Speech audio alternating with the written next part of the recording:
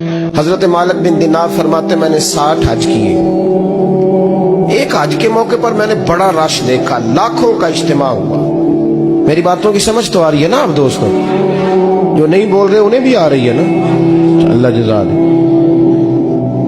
कहते लाखों का मजमा था तो मेरे दिल में ख्याल आया, मैंने कहा अल्लाह इतने लोग आए हैं, इनका हज कबूल भी हुआ कि नहीं?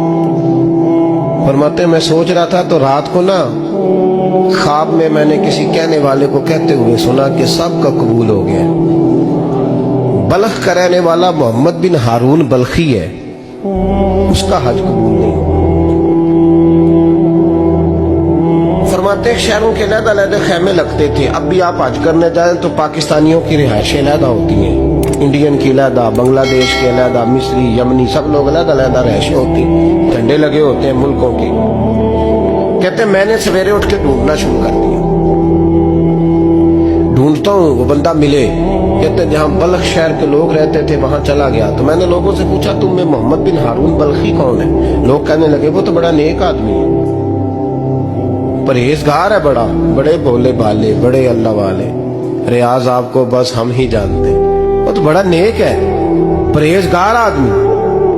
मैंने कहा अच्छा कहाँ है? उन्होंने कहा पहाड़ के पीछे उसने खैमा लगाया हुआ है, सारी रात इबादत करता है, सारा दिन रोजा रखता है, कायमुल लैल है, साइमुद दहर है। क्या बात?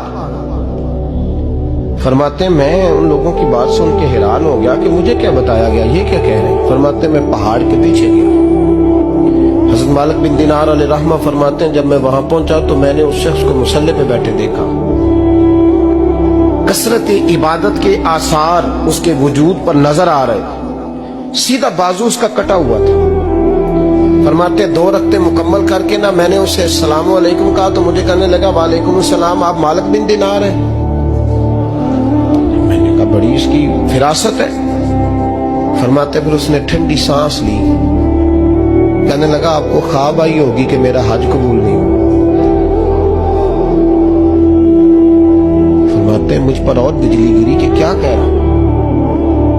मैंने कहा यार लोग भी तेरी तारीफ कर रहे हैं और तेरी बसीरत भी बड़ी है, तो ये माजरा क्या है? कहने लगा आप ना पूछें। ये कह के उसने रोना शुरू किया, देर तक रोता रहा। मैंने कहा नहीं यार तू बता। कहने लगा नहीं आप ना पूछें, आप नाराज हो गए। मैंने कहा मैं नहीं होता, तू बोलना।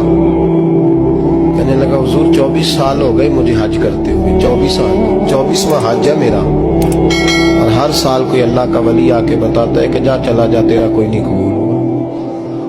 बेपरवाही वेख सज्जन दी जिथे किसे दी पेश न जावे, उन्हें ताजा वाले दर दर रोले ते मंगते तख्त बिठावे।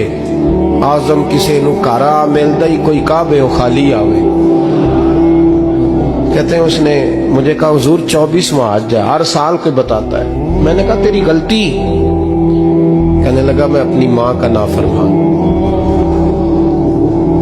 मैंने कहा वाकया क्या हुआ? कहने लगा हजरत अल्लाह ने मुझे दौलत दी, माल दिया, जमीनें दी तो मैं अय्याश हो गया। इमाम मालिक बिन दिनार रहमतुल्लाह अलैह फरमाते हैं मुझसे कहने लगा पैसे आए तो मैं अय्याश हो गया। रमजान का महीना था, असर के बाद मेरी अम्मा इफ्तारी की तैयारी कर रही थी, मैं गया, मैंने कहा शराब पी हुई, अम्मा रोटी दे। अम्मा कहने लगी शर्म कर, शर्म कर, रोजा रखा नहीं तो जिन्होंने रखा है उनका तो ख्याल कर। कहते अम्मा की बात का मुझे गुस्सा लगा।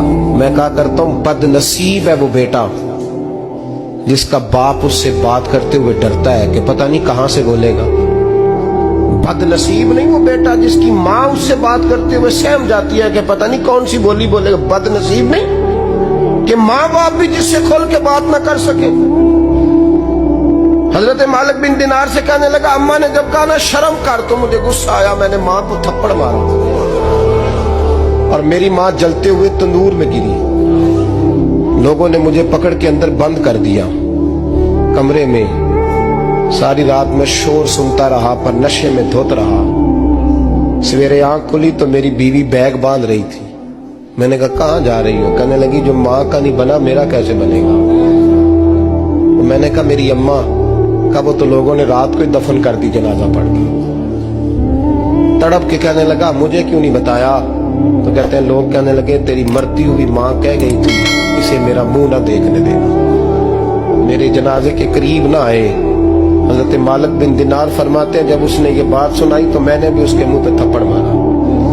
मैंने कहा तो इसी काबिल है। कहते हैं वो रोने लगा, हुजूर दुआ करे अल्लाह मुझसे राजी हो जाए। कहने लगा जब माँ की इंतकाल की खबर मिली तो मैंने कुल्हाड़ी लेके वो हाथ काट दिया जिससे माँ को मारा था। मैंने सारी जायदादें खिरात कर दी। 24 साल हो गए, 24 साल सारी रात नमाज पढ़ता हूँ, रोजा रखता हूँ, हज करता हूँ, पर हर साल कोई आके कहता है जा दौड़ जा, तेरा कोई नहीं कबूल हुआ। हुजूर दुआ करे मालिक राजी हो जाए। फरमाते मैं थप्पड़ मार के आ गया। मैंने कहा तुझसे राजी हो जाए इतने जालिम से? इमाम मालिक फरमाते रात को आके सोया तो मुझे ख्वाब में रसूल पाक का दीदार हुआ। तो नबी पाक अलैहिस्सलाम ने फरमाया मालिक तू उसे मायूस क्यों कर आया है? अल्लाह तो बड़ा मेहरबान है। कहा हुजूर माँ के नाफरमान को माफी कैसे मिलेगी? तो इमाम मालिक फरमाने लगे नबी करीम ने फरमाया जा उसे जाके बता दे तुझे कयामत में तेरी माँ की वजह से बख्श दिया जाएगा। कहा हुजूर अम्मा की वजह से किस तरह? तो महबूब फरमाने लगे इसकी माँ कयामत में इसके खिलाफ मुकदमा दायर करेगी रब करीम की अदालत में। ए अल्लाह मैंने 9 माह पेट में रखा, दर्द सह के इसे जना, जिगर का खून पिला के पाला और इसी ने मुझे कत्ल किया। रब करीम इसकी माँ का मुकदमा सुन के कहेगा उठाओ इसको दोज़ख में फेंको, इसने माँ जलाई थी इसे भी जलाओ। महबूब फरमाने लगे जब पकड़ करके मालिक उसको मोहम्मद बिन हारून को लोग ले जाएंगे ना जहन्नम की तरफ,